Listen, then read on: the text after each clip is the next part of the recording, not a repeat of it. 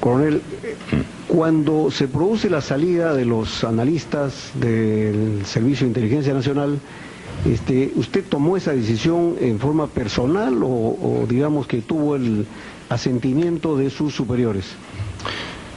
La decisión, señor fiscal, fue personal, mía, ¿no? Fue una decisión un poco temeraria en ese momento porque indudablemente el grupo de analistas venía del SIN, ¿no? Sabía que iba a tener una repercusión contra mi persona, ¿no? Pero de una u otra manera no creo que iba a llegar la sangre al río porque si bien es cierto el asesor presidencial Vladimiro Montesino yo me tomaba esas actitudes, pero manejaba las operaciones y daba resultados, ¿no? Eso me permitía a mí seguir, ¿no? Eso en ese momento era una falta de respeto, era una desobediencia, era una locura, ¿no? Tomar ese tipo de decisiones. Como consecuencia de esa decisión, ¿usted fue convocado al Servicio de Inteligencia Nacional? Sí, fui con el general John Caro. John Caro. ¿Y quién lo recibió? ¿Quiénes estaban en las oficinas del Servicio de Inteligencia? Estuvo el general Salazar. Ya. Y Montesino también estaba ahí cerca, ¿no? Pero él no hablaba, ¿no? ¿Y cuál fue la reacción del general Salazar? En primer lugar, él no vio bien ese gesto que yo había tomado, me llamó la atención. Me dijo que ni el general tomaba esa decisión, usted la tomaba, ¿no? Y le di esa explicación, que ya los documentos tenían que entregarse al juez, ¿no? E insistió, me dijo de que ahí tienes muy buenos analistas, tienes gente operativa, hazlo trabajar en seguimiento, vigilancia. Y le digo, general, pero nuestro personal para que se inserte al GEIN tiene que pasar una etapa académica, de preparación, dura tiempo, no es así, ¿no? Entonces, bueno, total. Terminamos en que me dijo que le devolviese todo lo que nos había dado. Esto es que le devolvieran los vehículos, Sí. El dinero. No tanto el dinero porque lo habíamos gastado, sino los vehículos y la cámara filmadora, que no era gran cosa, pero nos servía a nosotros en ese momento los dos Volkswagen, ¿no? Ese vehículo y esa cámara filmadora, ¿cuándo se le entregó? ¿Qué fecha fue de entrega? ¿Cómo fue eso de esa entrega? Eso fue casi en febrero, más o menos, sí. ¿Y por qué se le entregaron? Si los analistas eran solamente para revisar documentos. No, es que a mí me nombran enlace, coordinador, y yo aproveché la oportunidad para pedir apoyo, pues, ¿no? Así, eso fue, bueno, en las reuniones de la comunidad comencé a pedir que nos den vehículos, que nos den cámaras que necesitábamos, ¿no? Y así es como llega ese apoyo logístico. Así. General, ¿en cuántas oportunidades concurrió usted ya como designado, como integrante o designado miembro de enlace de la DINCOTE ante el Servicio de Inteligencia Nacional? ¿Y quiénes concurrieron, general? Sí, más o menos cada 15 días íbamos a las reuniones que se hacían en SIN, que eran periódicas. Y estaba también en relación a los resultados que obteníamos nosotros de las operaciones. Por ejemplo, después de cada operación íbamos allá a decir cuál había sido el resultado de la operación, ¿no? ¿Cuántas oportunidades más o menos llevaron a cabo estas No recuerdo reuniones? exactamente, pero en el mes íbamos hasta 2 veces. Sí. Bueno, señor presidente, estando a la hora, podemos hacer una suspensión breve. Vamos a suspender hasta la hora que corresponda para reiniciar la audiencia. Benedicto Jiménez, ex jefe del GEIN. Escuchemos. Un grupo de analistas del Servicio de Inteligencia vayan a trabajar a la DINCOTE para analizar documentos. Era lógico que había interés de parte del Servicio de Inteligencia como el organismo de mayor nivel de inteligencia por conocer qué documentos se habían encontrado en esta operación de Bonavista, ¿no? Claro. Y también, principalmente, el rematar el plan de Impulsar, que iba a durar 1 año. Entonces, ahí surge la necesidad de analizar esta documentación por parte de un grupo del SIN, como un apoyo al trabajo del GEIN, así es. Ahora, el grupo que llegó ahí fue un grupo de analistas, que después terminaron convirtiéndose en lo que conocemos y sabemos ya eso no es predecible, o sea, ahí llegaron, se supone, un grupo de analistas estratégicos, porque eso es lo que se estaba pidiendo, gente que trabaje con escenarios futuros, no operativos, porque hay que saber diferenciar lo que es un analista operativo de un estratégico. El operativo trabaja en función de las operaciones. Nosotros teníamos cuatro analistas operativos que, de acuerdo a la operación Yovanca, ellos iban armando las redes y iban analizando los contactos y diciendo este tiene mayor nivel que el otro, no, hay que ponerle más fuerza a esta vigilancia. Esos son los operativos para nosotros.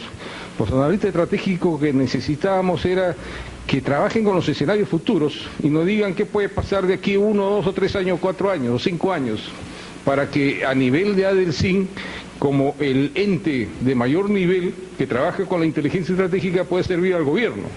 Porque también hay que pensar de que el gobierno empezaba con 6 meses y tenía que proyectar una estrategia hacia el futuro. Ese era el interés que se le dio a conocer en estas reuniones y por eso llegan este grupo de analistas, ¿no?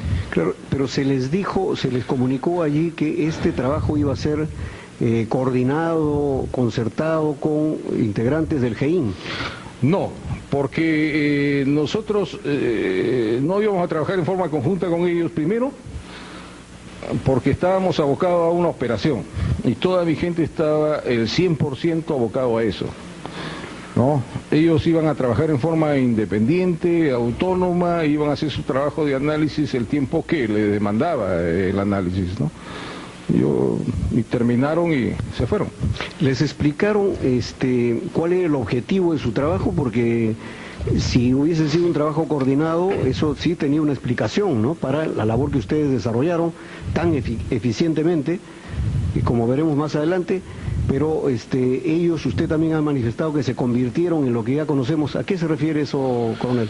Bueno, es lo que uno escucha, que parte de ese grupo pasó a formar parte del grupo Colina, ¿no? En ese momento uno no podía predecir eso, ¿no? Iban a terminar así, ¿no? Probablemente cuando yo converso esto con mi gente y le digo, no sé si fue una decisión acertada o no, pero yo creo que sí, al menos, porque si no estaríamos en este momento involucrados con ellos.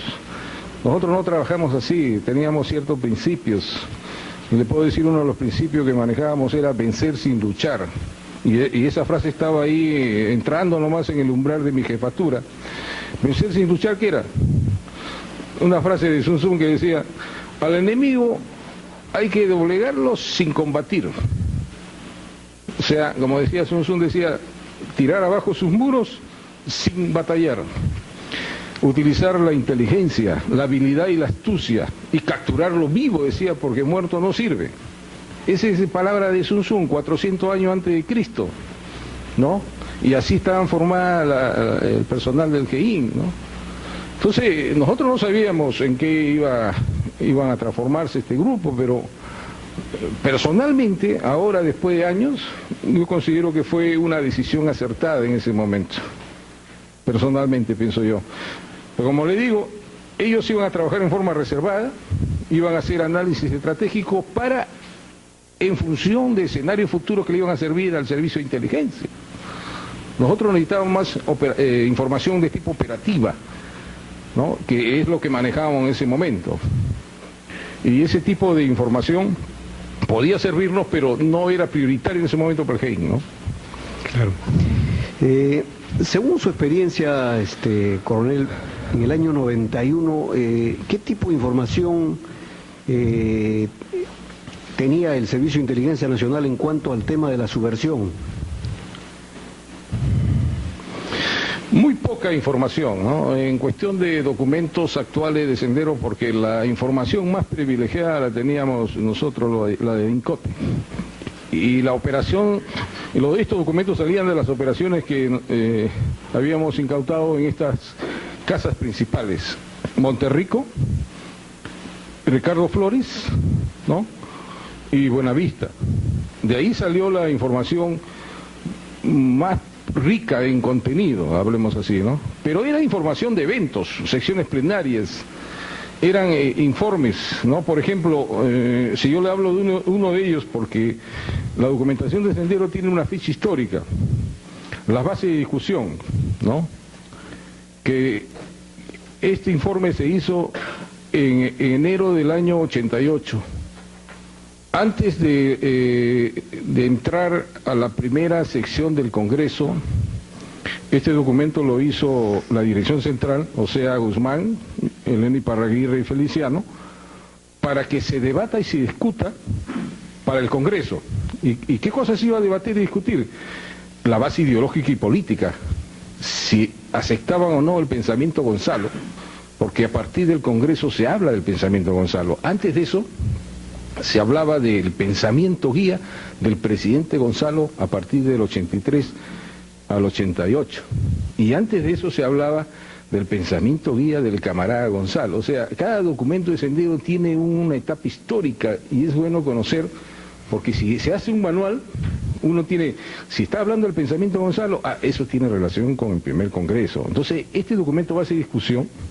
Ahí debaten y discuten los comités zonales, regionales, si aceptan o no aceptan el pensamiento Gonzalo, la base de unidad partidaria, y después entran ya a la sesión plenaria y aprobar este documento. Y según dicen que el Comité Regional del Norte fue el que hizo el mejor informe que se presentó ante el Congreso.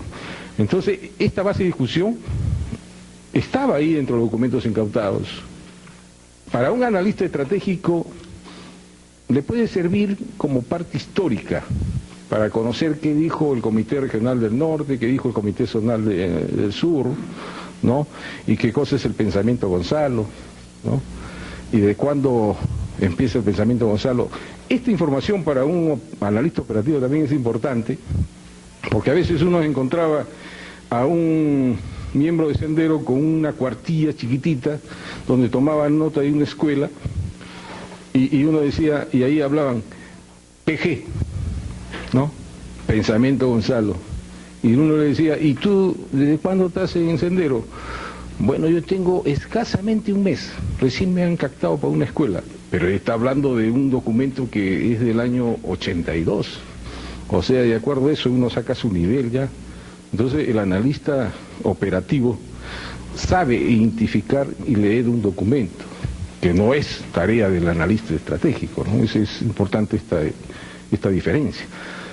Se supone que ellos tenían un material para hacer un análisis estratégico, para eso llegaron ahí. Coronel, para todos resultaba conocido que la persona, la cabeza, por decir, o la detención de Abimael Guzmán, el cabecilla de Sendero Luminoso, tenía un precio. Esta situación también determinó de que hubiera una especie de compartimentaje, es decir, no querer compartir información con algunos organismos o personas. Está más, aparte de eso, ¿no? Probablemente que no era problema del GEIN, porque el GEIN nosotros eliminábamos toda actitud mercenaria. O sea, la gente, yo le decía, usted no debe trabajar por función del dinero, eso viene después. Primero trabajen en función de que la investigación es un arte y una ciencia, le decía. Y a la final de la guerra es una lucha entre cerebros e inteligencia. Guzmán jamás pensó que un grupo de policías lo iba a capturar. Su enemigo era la Fuerza Armada, el ejército. Él estaba pensando en ese enemigo, pero sabía y él sospechaba de que había un grupo que le pisaba los talones, porque desde la casa de Monterrico ya él sabía y le habían alertado que conforme un aparato de seguridad, y Guzmán subestimó al enemigo, como se dice, ¿no?